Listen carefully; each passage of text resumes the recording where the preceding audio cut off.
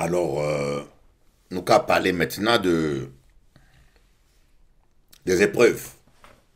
Nous allons continuer enseignement à nous et nous allons parler des sujets là qui est important, les épreuves.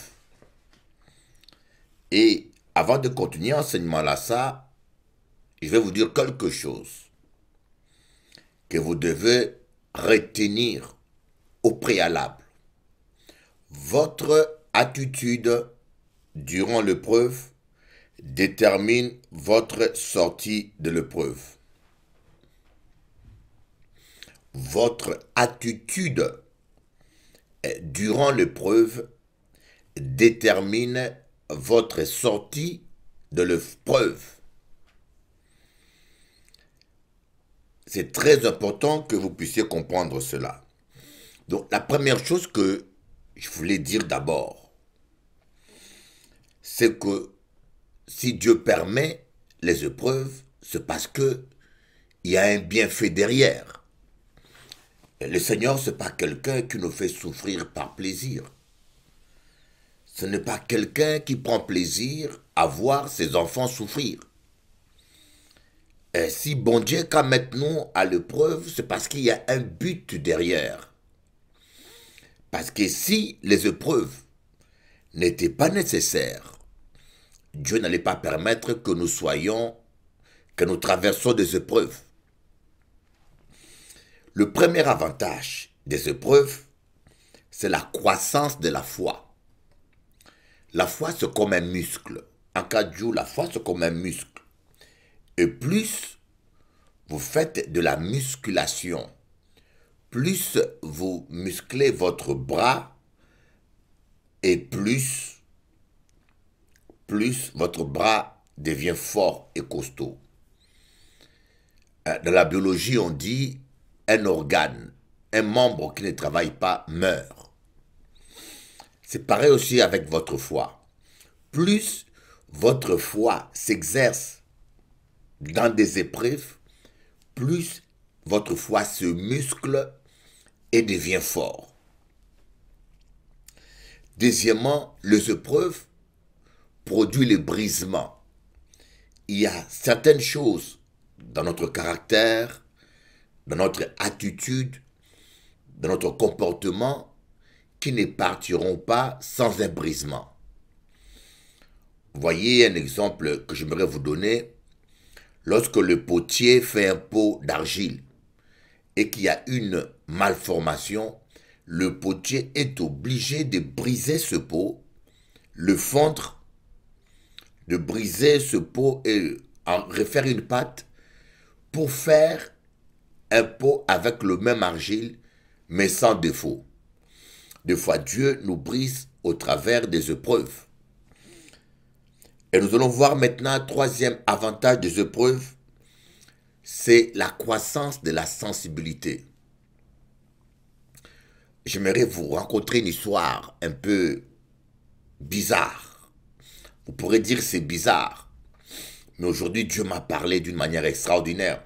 J'étais avec le frère Georges lorsque une sœur qui s'appelle Elisabeth, je ne donnerai pas son nom, qui est de la Martinique, m'a appelé. Il m'a dit de prier pour son fils. Et lorsque il est venu chez moi à la maison, j'étais avec le frère Georges, je lui demandais quel était le problème de son fils.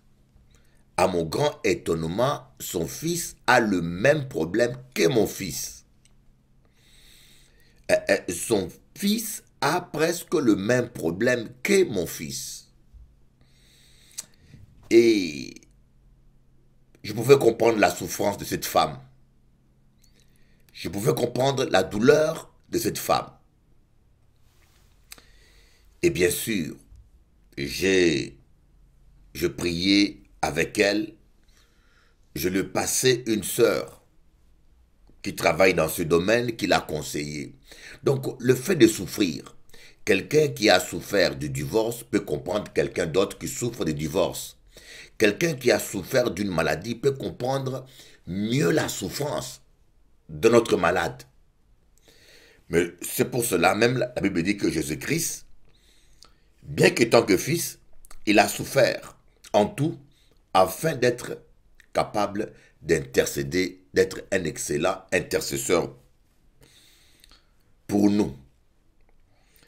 Et quatrième avantage, les épreuves accomplissent le plan de Dieu. Certains passages du désert, certaines trahisons comme la trahison de Judas, a simplement accompli le plan de Dieu pour nous. Si Judas n'avait pas trahi Jésus, Jésus n'aurait pas été à la croix, vous voyez. Mais aujourd'hui, nous allons parler de l'attitude. Si Dieu permet les épreuves, c'est parce que il sait que c'est pour notre bien-être.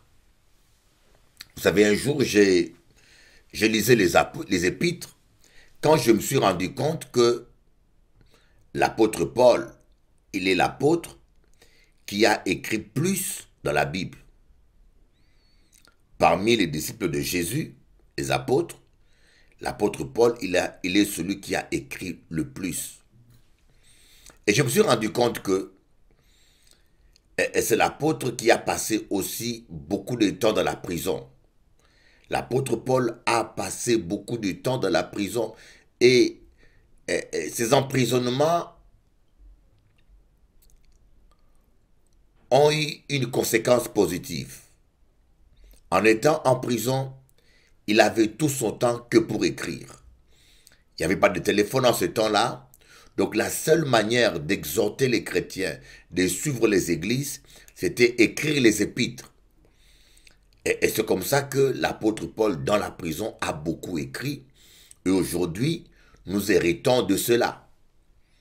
Par contre, Pierre, Jean, ils n'ont pas été autant en prison que l'apôtre Paul et ils ont écrit très peu. Donc les prisons de l'apôtre Paul, les emprisonnements qu'il a subis, c'était pour la gloire de Dieu. Il y a certaines choses qui sont difficiles à vivre, certaines choses qui sont difficiles à accepter, mais qui sont pour la gloire de Dieu. Parfois, nous ne comprenons pas toujours pourquoi tel problème arrive, pourquoi telle situation difficile tombe sur moi, pourquoi ceci, pourquoi cela. Parfois, nous nous posons tellement de questions. Mais le Seigneur lui-même, il sait pourquoi il le permet. Si Dieu permet une situation, c'est pour ton bien-être. Si Dieu permet quelque chose, il sait pourquoi il le permet.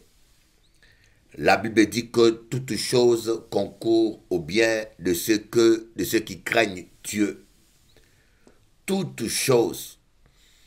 Et je crois aussi à cette parole qui dit, celui qui craint l'Éternel trouve une issue en toutes circonstances. J'aime beaucoup ce passage. Celui qui craint l'Éternel trouve une issue en toutes circonstances. Voyez, si vous craignez Dieu, j'aimerais vous dire, il y a une issue. Il y a une issue pour ton problème. Ne désespère pas. Dis-toi qu'il y a une issue. Même quand tu ne vois pas l'issue, crois simplement qu'il y a une issue. Le Seigneur a solution à tous les problèmes. Le Seigneur a solution à tes problèmes. Alléluia. O Rabba Soto Koroba Yanda. O Rababa Shoto Koria Baba Sandara Baba. O Rababa Rababa Shondoro Baba Rababa Rababa Sondoro Kada. Oh, rababababababababababababa.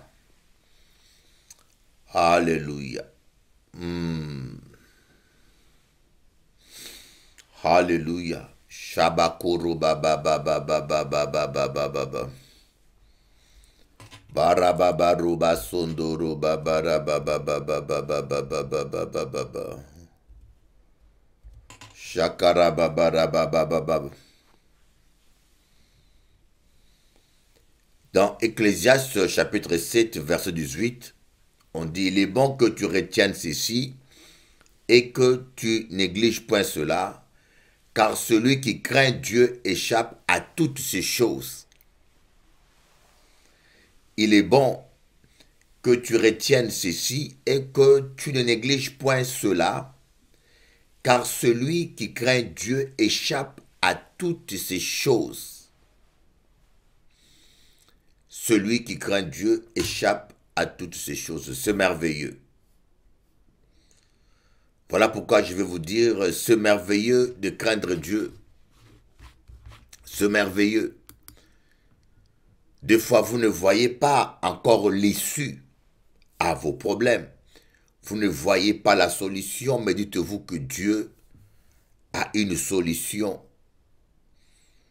Dieu a toujours une solution. Quel que soit le problème que tu traverses. Et d'ailleurs, avant même que le problème ne vienne, Dieu l'avait déjà vu. Avant même que vous traversez le problème, Dieu l'avait déjà vu. Alléluia. Votre attitude est très importante. Quand vous traversez des épreuves, vous devez garder la bonne attitude. Nous voyons l'attitude de Job. La femme de Job qui va dire à Job, mais où est Dieu? Tu es en train de souffrir. Tes enfants sont morts. Ton entreprise ne marche pas. Tes animaux sont tous morts. Ta maison a brûlé. Et maintenant, tu es malade. Maudis Dieu et meurs. Et Job va dire à sa femme, ô femme, tu parles comme une femme insensée. Voyez, ce qui rend la femme très faible, c'est sa partie émotive. Il ne faut pas laisser les émotions vous dominer. Il faut dominer les émotions. Mais la femme est très émotive. Voyez, la femme de Job a demandé à Job de maudire Dieu, mais Job n'a pas maudit Dieu. Il est resté fidèle. Mes amis, je ne sais pas ce que tu traverses comme situation. Mais ce que je peux te dire, c'est que ce n'est pas fini pour toi. Peu importe ton problème, la grandeur, la persistance, la taille de ton problème. Mais j'aimerais te dire que devant Dieu, c'est rien. Dieu t'aime et tu vas t'en sortir, ne doute pas. Lève tes mains simplement, bénis Dieu. Lève tes mains, dis simplement, Seigneur, je t'amène mes problèmes. Ta parole nous dit, venez à moi, vous tous qui êtes fatigués et chargés, et je vous donnerai du repos. Je t'amène mon problème sur mon fils, ou sur mon mariage, ou sur ma femme, ou sur mon travail. Je t'amène ce problème et je le dépose à tes pieds. Oh Seigneur Jésus, donne-moi le repos. Il va te donner le repos. Ce Dieu que nous prions, il n'est pas un homme pour mentir. Si tu viens sincèrement à ses pieds pour dire, Seigneur, donne-moi le repos, je suis fatigué. Il va te donner le repos. Sa parole dit, ne vous inquiétez de rien, faites connaître à Dieu tous vos besoins et la paix de Dieu qui surpasse toute la connaissance gardera vos cœurs en paix en Christ. La paix de Dieu, c'est une paix qui ne peut pas s'expliquer, qu'on ne peut pas toujours expliquer. Elle vient d'une manière surnaturelle. Voilà pourquoi l'apôtre Paul dit, ça dépasse toute intelligence, toute la logique. La paix du monde dépend des circonstances extérieures, mais la paix de Dieu vient de l'intérieur. Ça vient par la présence du Saint-Esprit.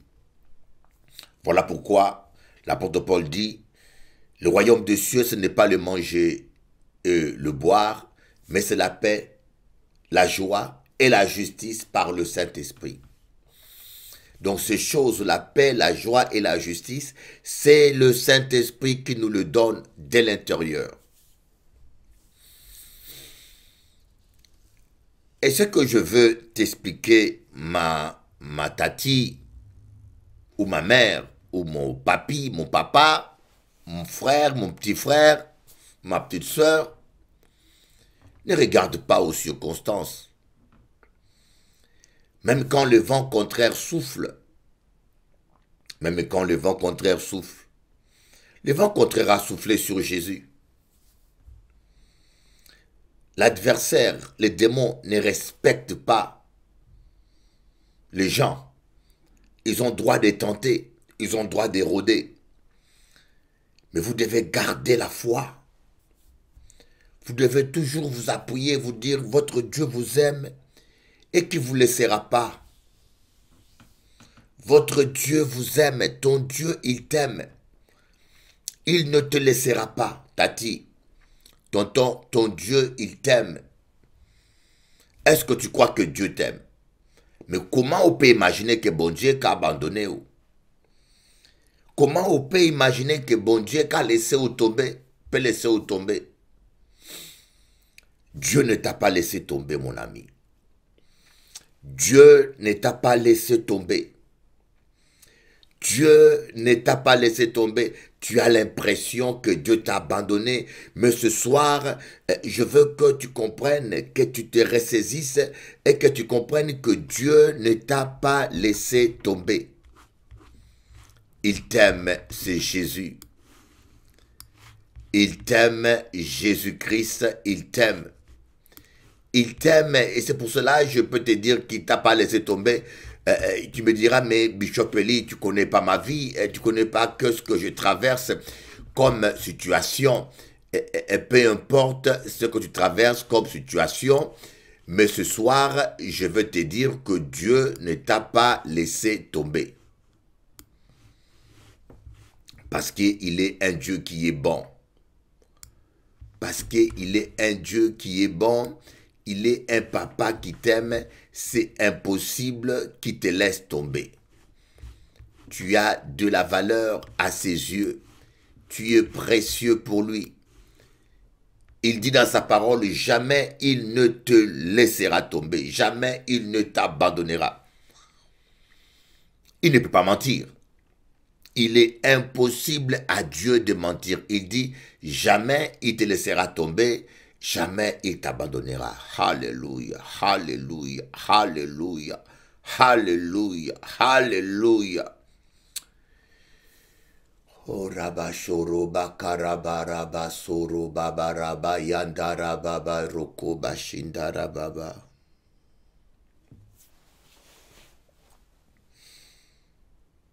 Le diable est un menteur. Voyez, le diable est un beau parleur. Le diable sait que celui qui est en vous est plus fort que lui. Les démons savent que celui qui est en vous est plus fort que celui qui est dans ce monde.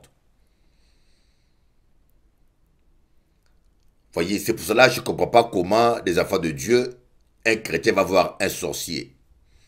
Un chrétien va aller consulter un voyant. Un chrétien peut aller voir ces gens-là qui pratiquent des sciences occultes, des satanistes, alors que celui qui est en toi est plus fort que celui qui est dans ce monde. C'est simplement de l'ignorance. Parce que beaucoup de gens ignorent ce que Dieu a mis en eux. Beaucoup de gens ignorent la puissance que Dieu a mis en eux. Prenez conscience que le Dieu qui habite en toi, il est tout puissant. Il est tout puissant et il est capable. Il n'y a aucune situation qui soit trop dure devant lui. Et d'ailleurs, la Bible nous dit que Dieu ne permettra jamais qu'on soit tenté au-delà de notre force. L'apôtre Pierre dit, aucune tentation ne nous est survenue qui ne soit surhumaine. Dieu qui est fidèle ne permettra jamais qu'on soit tenté au-delà de nos efforts, de notre force. Dis-toi, Seigneur, je m'en sortirai. Seigneur, je ne comprends pas, mais je sais que tu es avec moi. Goliath, il est plus fort que moi, il est plus musclé que moi, il est mieux équipé que moi. Mais toi, Jésus, tu m'abandonneras jamais. Ne te laisse pas impressionner par ce que les gens disent.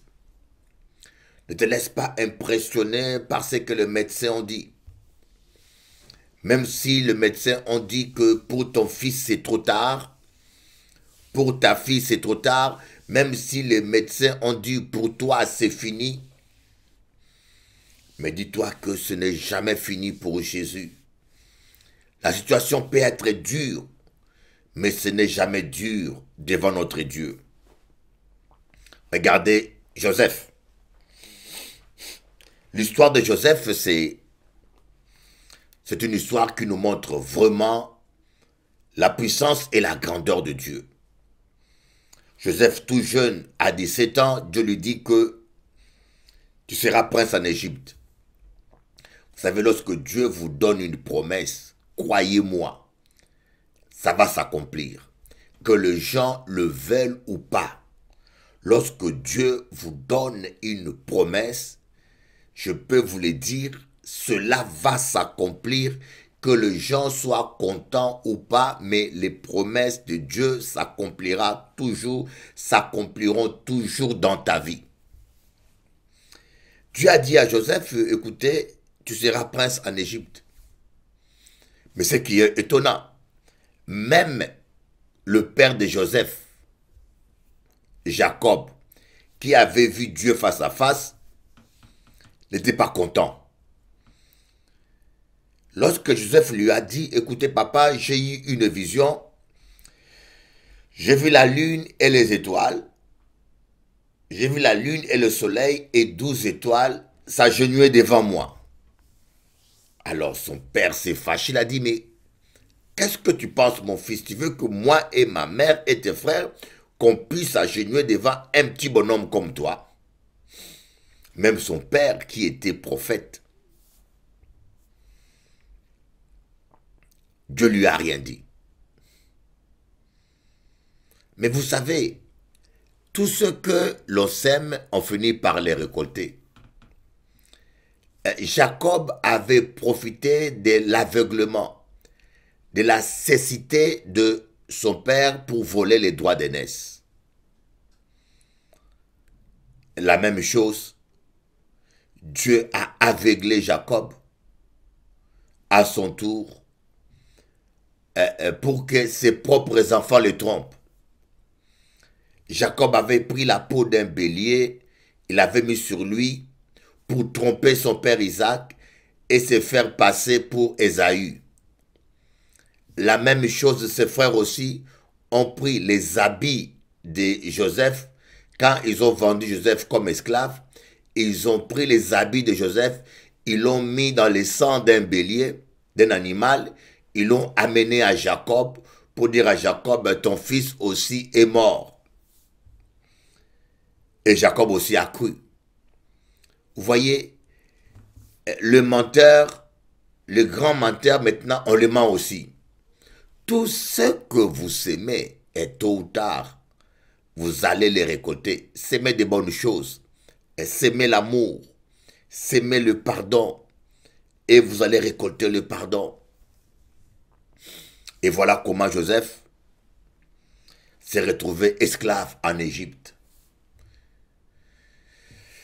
Des fois, je me dis, mais qu'est-ce que Joseph pensait lorsqu'il avait les deux mains ligotées et lorsqu'il était dans les chariots et qu'on le vendait comme esclave?